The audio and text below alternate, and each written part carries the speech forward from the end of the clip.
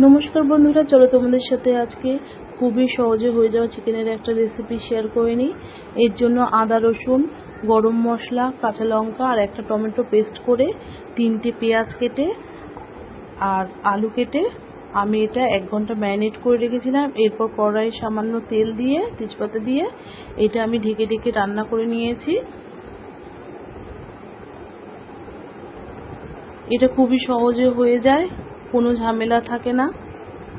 এরপর ঘরে করা আমি একটু গরম মশলা অ্যাড করে দেবো। মাংসটা আমার হয়েও এসছে, দেখো পাশ থেকে তেলও ছেড়ে দিয়েছে। অল্প সময়ের মধ্যে হয়েও যায় আর খেতেও খুব ভালো লাগে, বারে বারে অত নাড়ার প্রয়োজনও লাগে না। তো অবশ্যই তোমরা একবার বাড়িতে ট্রাই করে দেখো, যদি এইভাবে করে না থাকো। খেতে কিন্তু খুবই ভালো লাগে।